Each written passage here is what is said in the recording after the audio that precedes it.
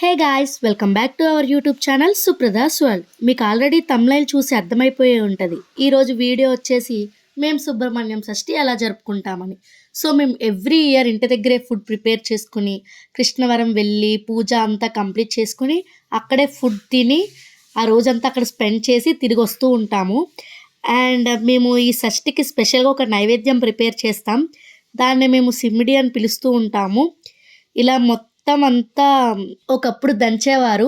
కానీ ఇప్పుడు అంత ఓపిక ఎవరికి ఉందండి. ఆల్రెడీ మిక్సీలో గ్రైండ్ చేసిన దాన్నే మా తమ్ముడు దంచుతున్నాడు. మీరు అనుకోవచ్చు, ఆల్రెడీ గ్రైండ్ చేసిన దాన్నే మళ్ళీ ఎందుకు దంచడం అని. సో అలా దంచడం వల్లే టేస్ట్ ఇంకా డబల్ అవుతుందని మేము అనుకుంటూ ఉంటాం. ఇక ఈ ఇయర్ మేము ఎక్స్ట్రాగా బూరెలు ప్రిపేర్ చేస్తున్నాం. మేము అయితే దండగుచ్చి వేద్దామని అనుకున్నాము. ఒక్కొక్కరైతే బిందెలుగా ఇస్తుంటారు, ఒక్కొక్కరు దండలుగా, అలా ఎవరిష్టం వాళ్ళది. మేము మాత్రం దండగా గుచ్చి వేద్దామని ఫిక్స్ అయ్యాం. ఏదో మేము వీడియో తీసుకుందామని మెలకువగా ఉంటే మా వాళ్ళు నాకు అండ్ మా వీరుగాడికి కూడా పనప్ చెప్పేశారు గాయ్స్. అందరూ పడుకున్నారు.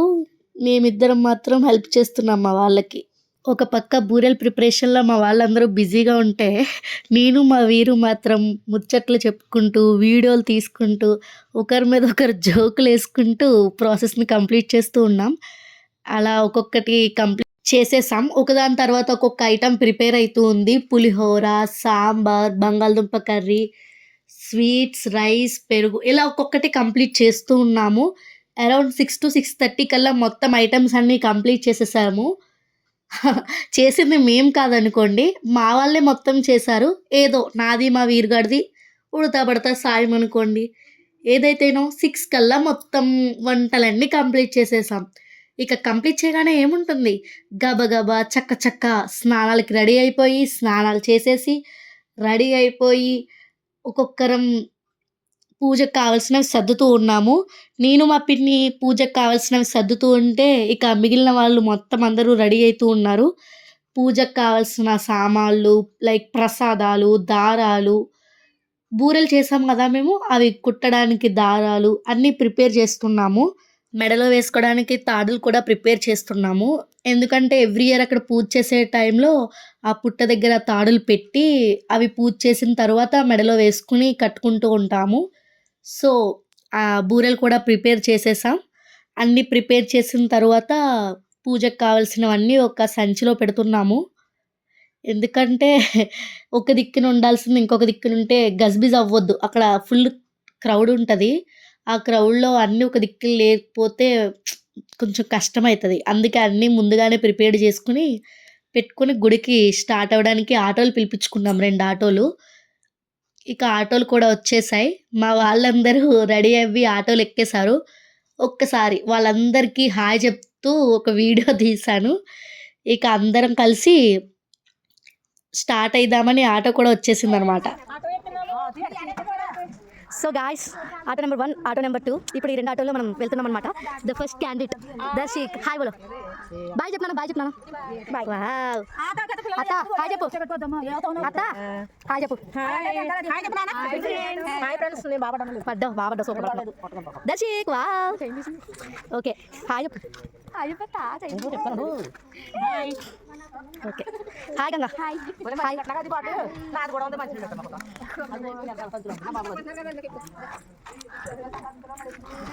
హాయ్ చెప్పే పిన్ని. ఆటోలు కూడా స్టార్ట్ అయిపోయాయి. ఎవరికి నచ్చిన ఆటోలో వాళ్ళు కూర్చుండిపోయాము. ఇక చూడ్డానికి మాత్రం వెళ్ళే దారిలో సూపర్‌గా అంటే గ్రీనరీగా మంచిగా ఉంటది. కానీ దారి మాత్రం చాలా దారుణం. ఎందుకంటే అది గుడి తోటల మధ్యలో ఉంటుంది. సో మనకు తెలిసిందే కదండీ, తోటలు, చేలు వెళ్ళే దారి ఎలా ఉంటది, కొంచెం గతుకులు గతుకులుగా ఉంటుంది. కొంచెం ఇబ్బంది పడాలి వెళ్ళే దారిలో మాత్రం. కానీ ఆ గుడికి వెళ్ళాక అక్కడ జనాలు చూసాక పెయిన్ మొత్తం మర్చిపోతాం.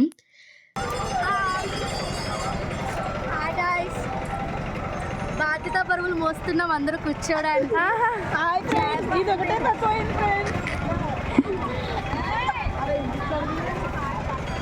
So let's have some fun, let's go. ఇంటి దగ్గర నుంచి తెచ్చినవన్నీ ఒక్కొక్కటిగా ఒక చెట్టు దగ్గర సర్దుతున్నాము. ఈలోగా కాకినాడ నుంచి మా పిన్ని, మా బాబాయ్ డైరెక్ట్‌గా గుడి దగ్గరికే వచ్చేసారు. సో, వాళ్ళని పలకరిస్తూ అన్నీ సర్దుకుంటూ కూర్చున్నాము. ఈలోగా మా వీరుగాడు, మా తమ్ముడు చెట్టెక్కేసి ఎగురుతున్నాడు. వీడు చూడండి నంబర్ 1 కోతి మా ఇంట్లో. చెట్టెక్కేసి ఫుల్ అల్లరి చేస్తున్నాడు. ఇక అన్నీ సర్దేసుకున్న తరువాత గుడికి దర్శనానికి బయలుదేరి వెళ్ళిపోయాం. సో, దర్శనానికి వెళ్ళే కన్నా ముందు ఇక్కడ ఒక కోనేరు ఉంటుంది. ఈ కోనేటిలో కాళ్ళు కడుక్కొని తర్వాత దర్శనానికి వెళ్ళాలి. ఇదే కోనేరు ఎందుకింత స్పెషల్ అనుకుని అంటే మాత్రం, ఈ కోనేటిలో డైలీ ఆ సుబ్రహ్మణ్యుడు స్నానం చేసి తన పుట్ట దగ్గరికి వెళ్తాడని ఇక్కడ అందరూ నమ్ముతూ ఉంటారు. చాలామందికి చాలా సార్లు వెళ్ళిన జాడ మట్టిలో కనిపిస్తూ ఉంటుంది. సో, నిజానికైతే అక్కడే స్నానం చేయాలి. ఆ స్నానం చేయడం అవ్వదు కాబట్టి మా మొహానికి కొన్ని నీళ్ళు జల్లేసుకొని ఇక గుడి లోపలికి వెళ్ళిపోయాము. అండ్ మా బాబుకి గుండు తీపిస్తున్నాము అక్కడ సుబ్రహ్మణ్యం గుడిలో. మళ్ళీ గుండు తీపిచ్చి, మళ్ళీ స్నానం చేపిచ్చి దర్శనానికొచ్చాము. అవంతా రికార్డ్ చేయడానికి అవ్వలేదు. ఇక డైరెక్ట్ దర్శనానికొచ్చినప్పటి నుంచి రికార్డ్ చేయడం స్టార్ట్ చేశాను మళ్ళీ. మేము మా వాడికి స్నానం చేయించి తీసుకొచ్చేలోపు మా వాళ్ళందరూ పూజ చేసేసుకున్నారు. ఇక మిగిలింది మేమే. మేము కూడా పూజ స్టార్ట్ చేసేసాము. ఇక్కడ మీకు కనిపిస్తుంది కదా! ఇదే శ్రీ సుబ్రహ్మణ్యేశ్వర స్వామివారి పుట్ట. మేము నిజంగా దీన్ని చాలా నమ్మకంగా కొలుస్తుంటాము. చాలామందికి మీరు నమ్మరు కూడా నమ్మరు. డాక్టర్లు కూడా పిల్లలు పుట్టరు అని చెప్పిన వాళ్ళకి ఈ గుడికి వచ్చి ఒక రోజంతా ఉపవాసం ఉండి, ఆ రోజు అక్కడే పడుకునుంటారు. మార్నింగ్ లేచి మళ్ళీ ఆ కోనేటిలో స్నానం చేసి ఎవరింటికి వాళ్ళెళ్ళి ఒక ముగ్గురు లేదా ఐదుగురు పిల్లలకి పరవన్నం వండి పెట్టి, పరవన్నం ఆర్ ఏదో ఒక స్వీట్ వండి పెట్టి పూజ కంప్లీట్ చేస్తారు. ఇలా నిష్టగా కంప్లీట్ చేసిన వాళ్ళకి ఖచ్చితంగా నెక్స్ట్ ఇయర్ పిల్లల్నెత్తుకుని ఈ గుడికొస్తూ ఉంటారు. అంత ప్రాముఖ్యత కలిగినది ఈ గుడి. ఇక ఆ పుట్టమట్టిని తీసుకొని అందరూ బొట్టు పెట్టుకుంటూ ఉంటారు. అండ్ నెక్స్ట్ వీటన్నిటితో పాటు ఇక్కడ నాగరుమాలి అనే ఒక రుమాలి బయటే దొరుకుతుంది షాపులో. అవి కొనుక్కొని ఫస్ట్ పుట్ట మీద వేసి కాస్త పూజ అంతా చేసిన తర్వాత నెక్స్ట్ ఆ రుమాలు తీసి మెడలో వేసుకుంటారు. అది కూడా చాలా మంచిదని భావిస్తూ ఉంటాం అందరం. అండ్ నెక్స్ట్ నేను మా వారు కూడా పూజ కంప్లీట్ చేసుకున్నాక ఇక బూరెల దండ మా వాడి చేతుల మీదుగా వేయిస్తున్నాము. వాడి చేతుల మీదుగా వేయించడానికి కూడా కారణం, లాస్ట్ ఇయర్ నేను గుడికి వెళ్ళడానికి అవ్వలేదు. ఎందుకంటే నేను లాస్ట్ ఇయర్ ప్రెగ్నెంట్.